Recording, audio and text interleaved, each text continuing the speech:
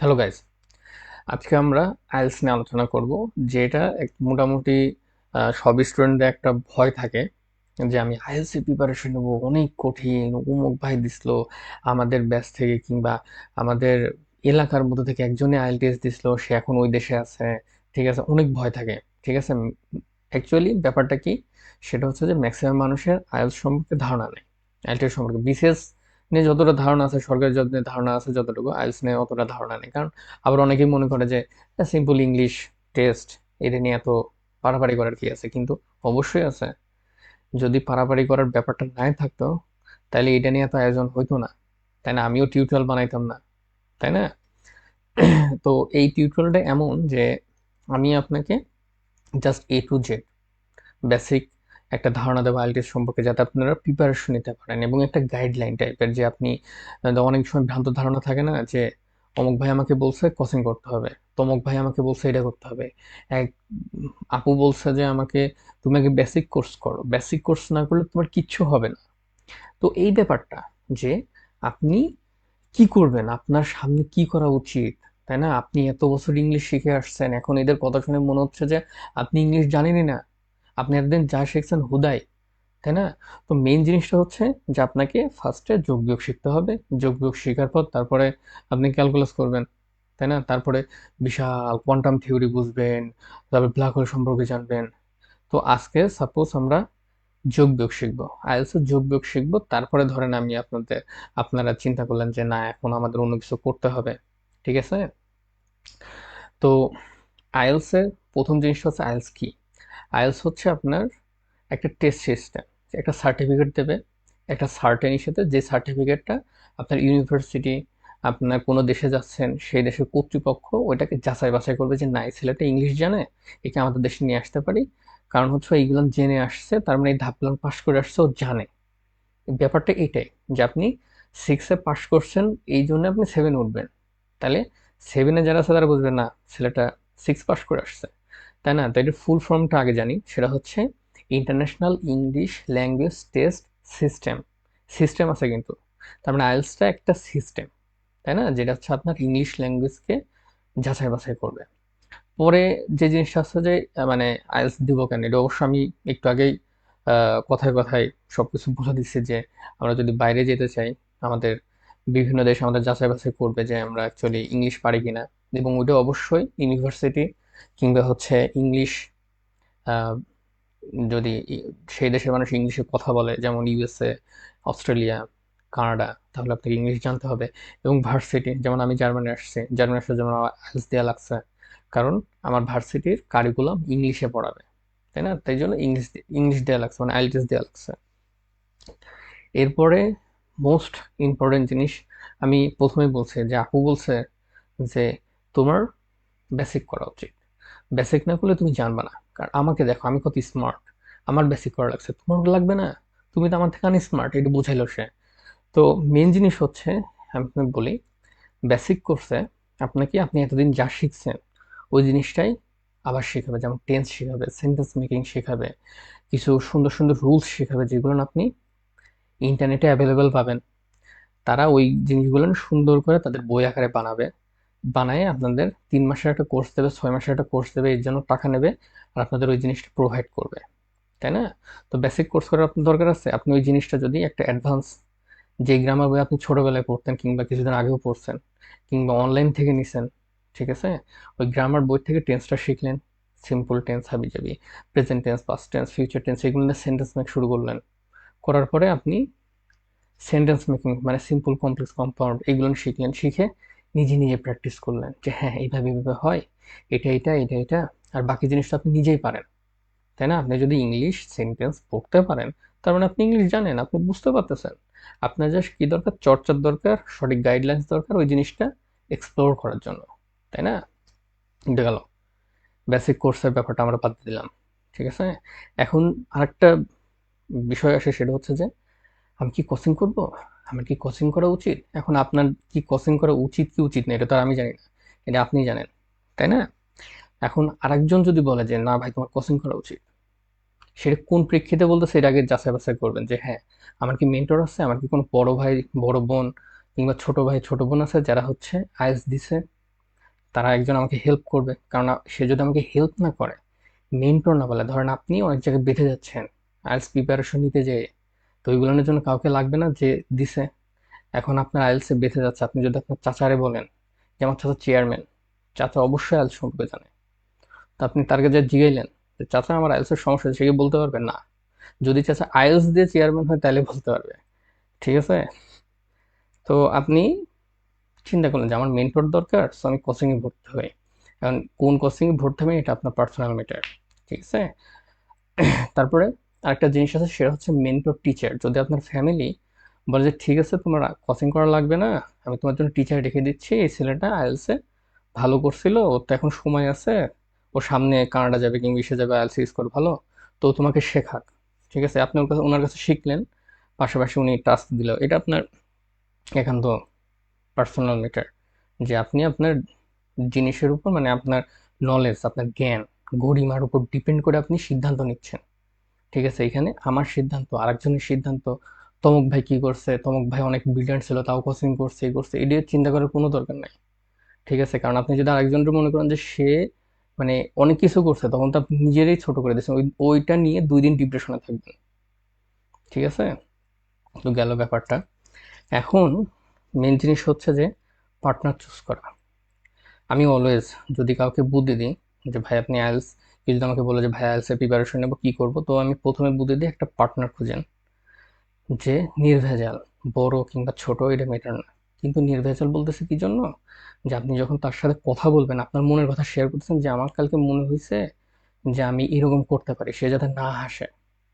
ঠিক আছে, কিংবা তার ভিতরে হাসি আসতেছে, সে প্রকাশ করতেছে না, সে আরো বলতেছে হ্যাঁ এটা আমরা করতে পারি। ঠিক আছে, আমরা আজকে গাছ নিয়ে আলোচনা করবো, আজকে ঘোড়া নিয়ে আলোচনা করবো, আজকে গরু নিয়ে 10টা বাক্য বলবো। ঠিক আছে, এই যে বলা, না দেখে যে আমি হ্যাঁ চিন্তা করছি এরকম, সে যাতে আপনার কথা না হাসে, আপনার কথা বলার মাঝখানে এনে এনে বললেন, বললেন, ও বললেন, হুম, হ্যাঁ, এরকম বললেন, 2 মিনিট সময় চাইলেন, যাতে ও আপনাকে ইনসাল্ট না করে, আপনার কথা আরেকজনের কাছে না বলে যে ওর সাথে গেছি, ও আমার থেকেও দুর্বল। ঠিক আছে, এরকম যাতে না বলে, তাহলে আপনার জিনিসটা মানে মনটা ভেঙে যাবে।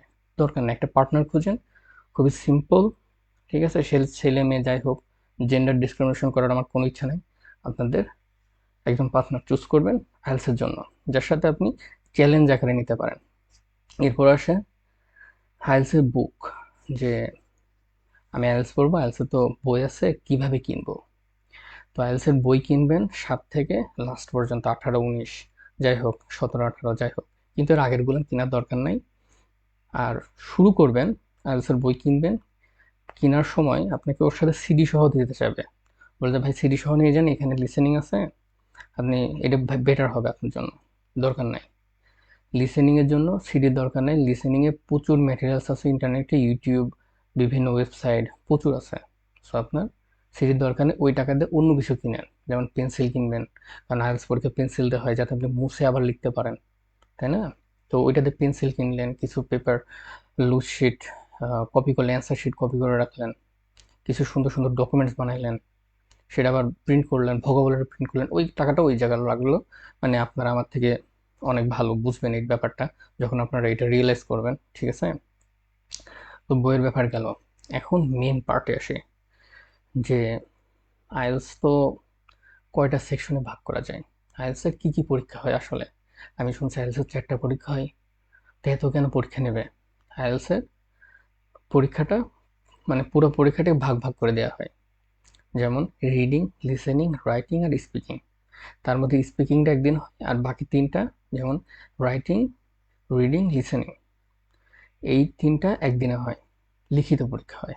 আর স্পিকিংটা লিখিত পরীক্ষা হয় না, ওটা হচ্ছে একজন ভিও থাকবে, সে আপনাকে কোশ্চেন করবে, আপনি উত্তর দেবেন, এর প্রেক্ষিতে সে আপনাকে মানে একটা জাজমেন্ট করবে যে আপনি এত পেয়েছেন, বিভিন্ন বিষয়ের উপর ডিপেন্ড করে।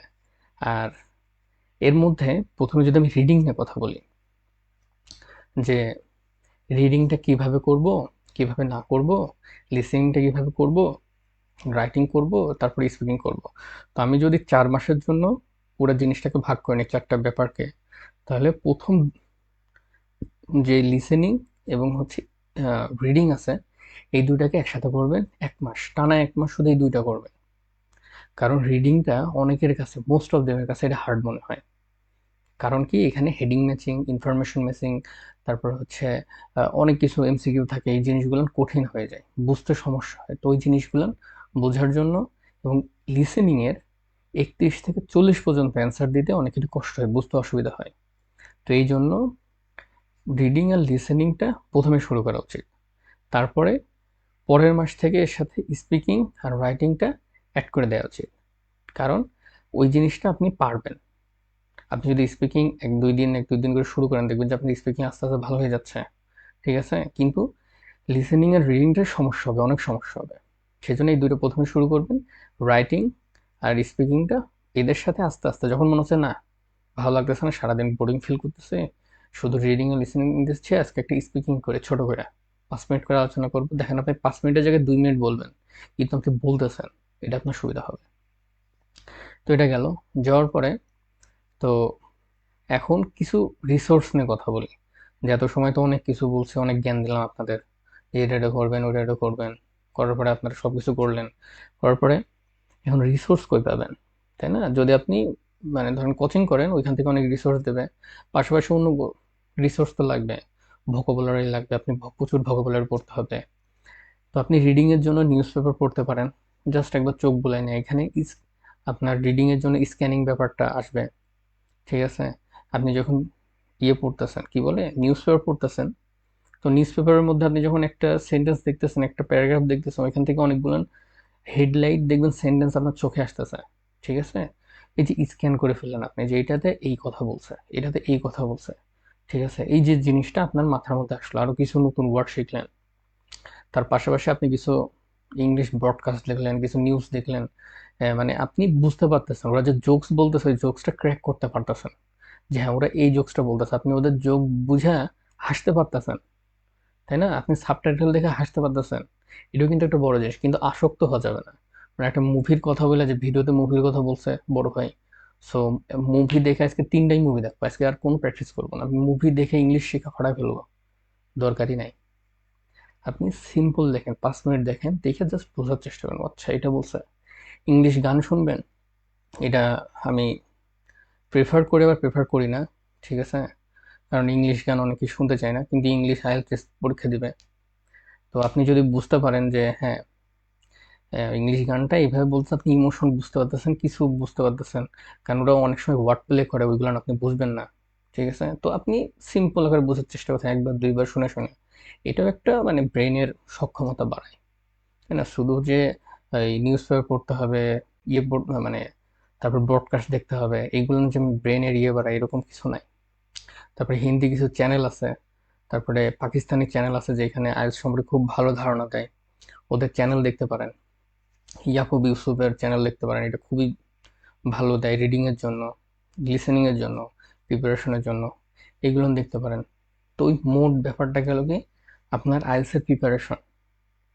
এখন তারপরেও যখন আপনার ধরেন পরীক্ষা আইএলটিএস এর প্রিপারেশনে পুরোটা হয়ে গেছে, আপনি আইএলটিএস এর জন্য প্রস্তুত, যে হ্যাঁ আমি সব জানি, আমি নিজে নিজে টেস্ট দিলে আমার 7.5 8 আসে, তখন কি করবেন, মক টেস্টের জন্য রেজিস্ট্রেশন করে ফেলবেন। যে আমি এখন 5টা মক টেস্ট দেবো, এক মাসে, 1.5 মাসে মক টেস্টের রেজাল্ট ভালো আসবে, তারপর আমি পরীক্ষার জন্য রেজিস্ট্রেশন করব।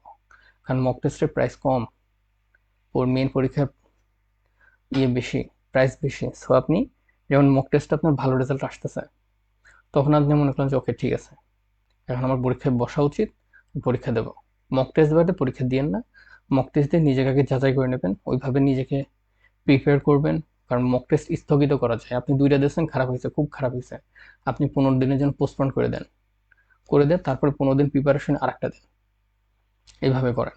তারপরে আপনি পরীক্ষার জন্য রেজিস্ট্রেশন করে সুন্দর করে পরীক্ষা দিয়ে একদম ইংলিশের বস হয়ে বেরোয় আসবেন, একটা সার্টিফিকেট সহ, মানে সত্যায়িত ইংলিশের মানে জ্ঞানী মানুষ একজন হয়ে যাবেন আপনি, যে আপনার সার্টিফিকেট আছে, আপনি জ্ঞান, ইংলিশের জ্ঞান আছে আপনার মধ্যে। সেটা হচ্ছে টোটাল ব্যাপারটা। আশা করি আপনাদের ভালো লাগছে। ধন্যবাদ।